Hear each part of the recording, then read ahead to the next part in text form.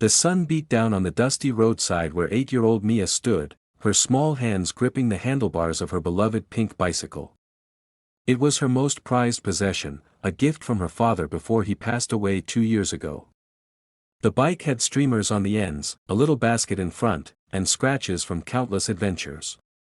But today, a handwritten sign hung from it, "Bike for sale, $50." Mia's eyes were red from crying, her clothes a bit too big and worn. She called out weakly to passing cars, "Buy my bike, sir, please." A group of bikers roared into view, their Harleys thundering like distant storms. There were 5 of them, leather vests patched with club insignia, tattoos covering arms that looked like they could bend steel. They were the Iron Wolves, a motorcycle club known around town for their loud rides and tough exteriors.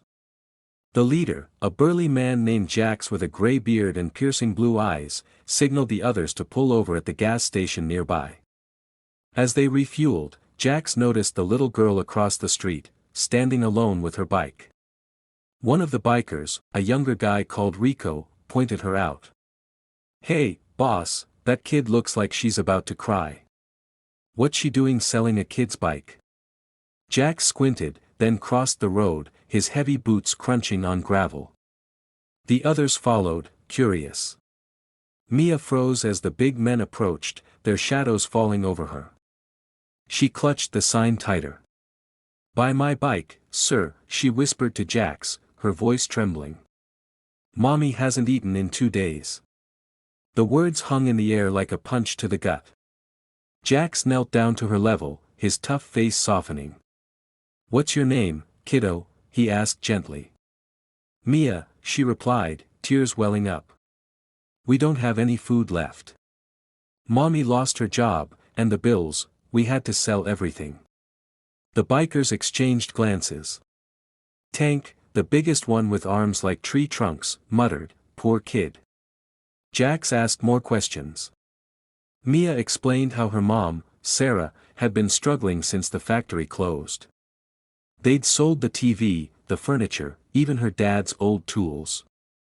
Now, it was the bike's turn. "I love it," Mia said, stroking the seat, "but mommy needs to eat more than I need to ride."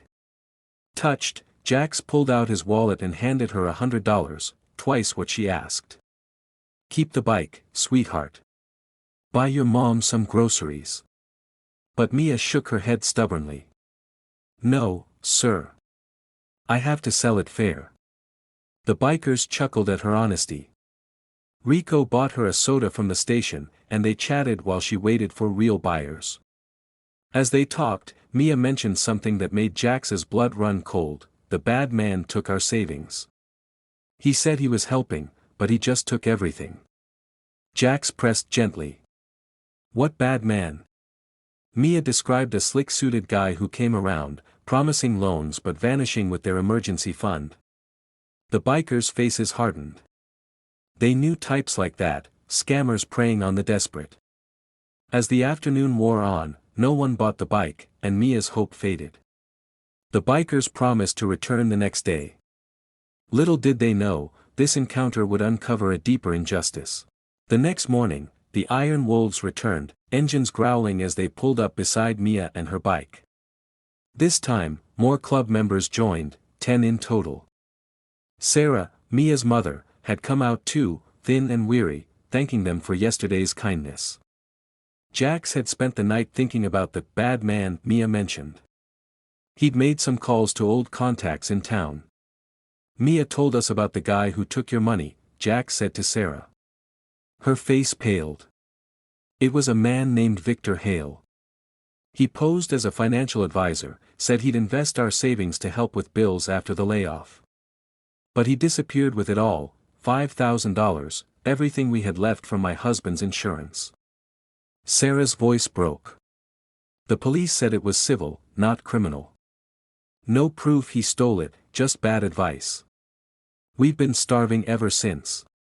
The bikers listened, anger building. Tank growled, "Sounds like a con artist to me."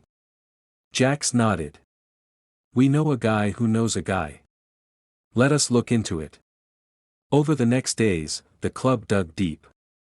Rico, good with computers, tracked online complaints, dozens of families scammed by Hale.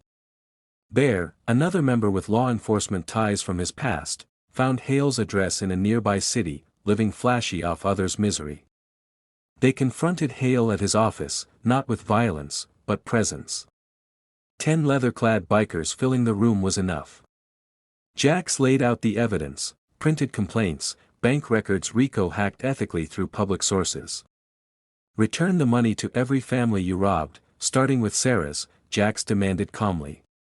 Hale blustered, threatened to call police, but when Bear mentioned friends in the department who'd love this tip, he cracked.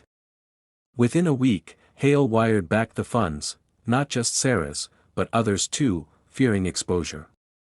The police, tipped anonymously, finally investigated, arresting him for fraud. Sarah got her money back, plus some from a victims fund the club helped her apply for. They bought groceries, paid bills, and Mia kept her bike. The Iron Wolves became regulars at Mia's house, teaching her to ride safely, fixing the bike, even organizing a club barbecue. Sarah found a new job through a connection. Mia beamed, riding circles around the grinning bikers. "You guys are heroes," she said one day. Jax ruffled her hair. "Nah, kid. Just guys who hate seeing good people hurt." The town buzzed with the story, tough bikers uncovering a scammer who took everything from a struggling family. It reminded everyone that beneath the leather and thunder, hearts beat strong. Mia never had to sell her bike, and her mommy never went hungry again.